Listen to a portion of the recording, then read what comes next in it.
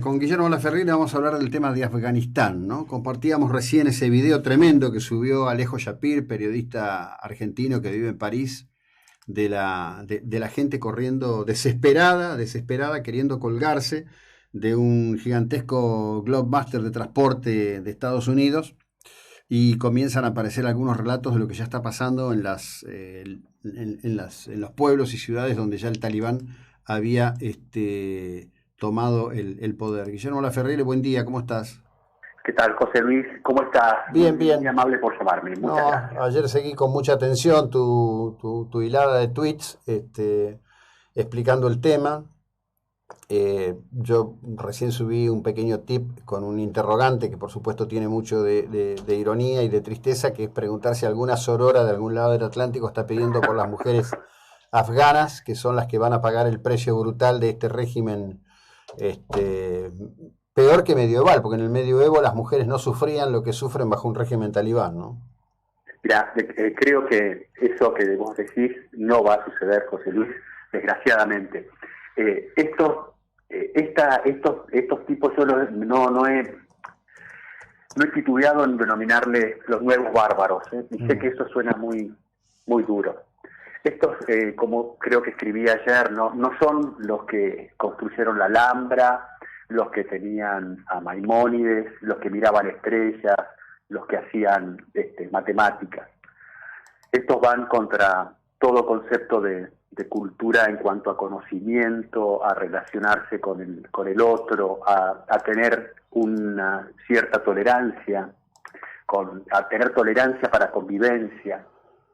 Esto es un momento muy triste para todos los que creemos en los valores de la libertad. Nosotros estamos muy lejos, creemos que eso no nos afecta, pero sí nos afecta. Sí, bueno, a ver, hoy hay un título en La Nación, o Clarín, creo que Paula Lugones dice, duro impacto para la imagen de Estados Unidos.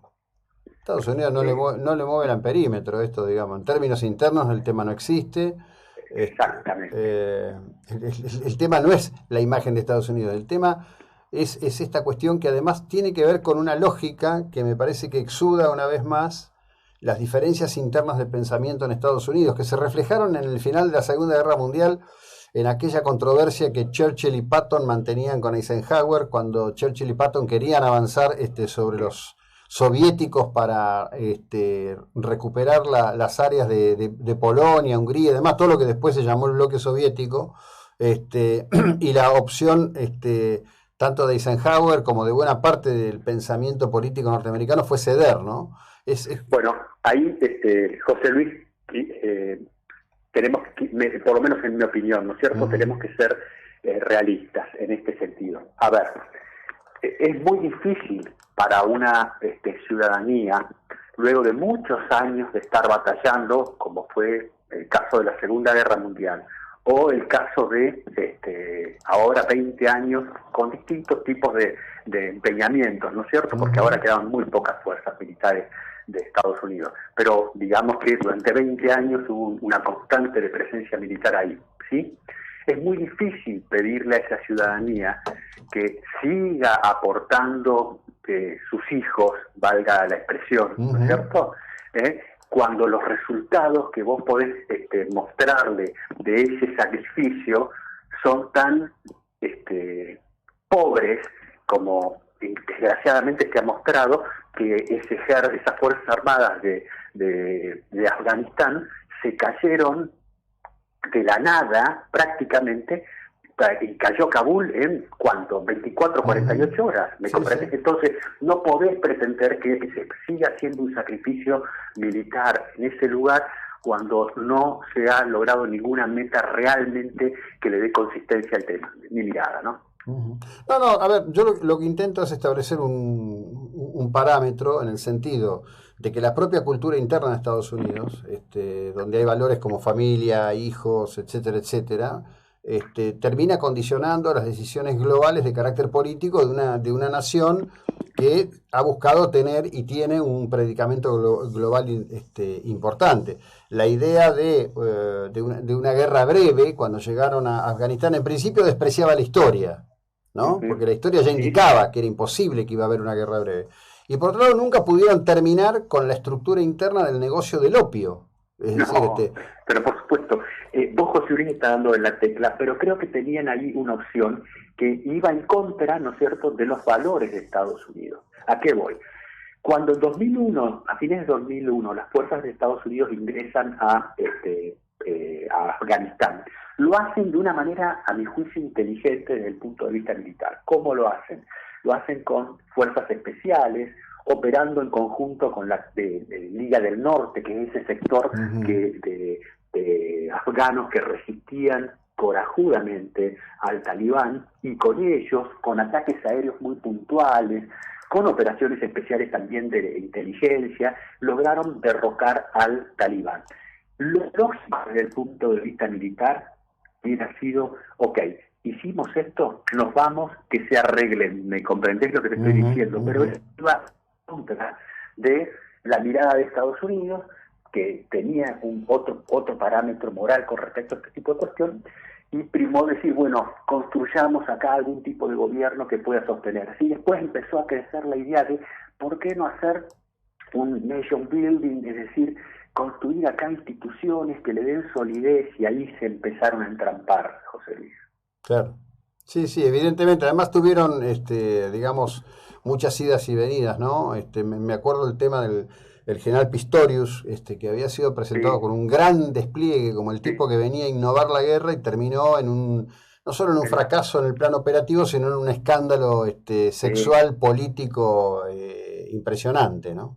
Sí, tal cual. Y el otro que yo rescato, que se equivocó en el plano de comunicacional, algo que vos conocés, José Luis, que lo importante que es que puede destruir en segundos una reputación, en el sentido de Stanley McChrystal. El tipo tenía que fue a comandar todas las fuerzas de Estados Unidos y sus aliados en Afganistán. El tipo tenía claro que había que hacer o algo totalmente diferente de lo que estaban haciendo, y tenía un equipo de militar y civil que trabajaba para él, que era disruptivo, absolutamente disruptivo. Tenían ideas muy innovadoras y empezaron a trabajar en ese sentido. ¿Pero qué hicieron?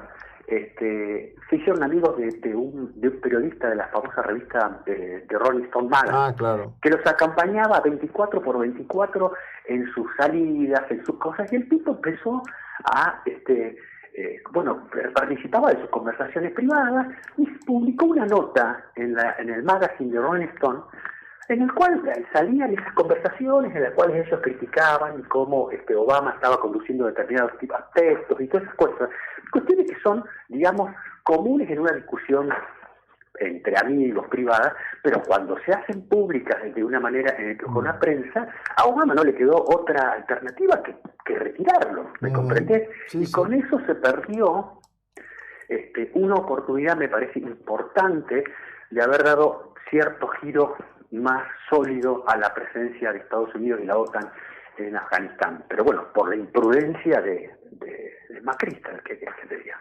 Claro, sí. Bueno, ahí yo lo tengo presente eso. Es todo un tema en nuestra profesión, ¿eh? El tema del acercamiento con el poder, la relación con el poder, el lugar en donde te ubicás, qué es lo privado y qué es lo público. Claro, claro. Es complejo. Pero esa imprudencia a mí no me parece no parte del periodista. No, la imprudencia es de estos tipos, evidentemente. Claro. Eso fue un tema de alto impacto. La cuestión es esta, ¿no? Y quiero preguntarte esto puntualmente, porque vos escribías sobre eso. Lo más impresionante es que todo lo que creyeron que habían armado de ese supuesto ejército afgano era meramente un decorado.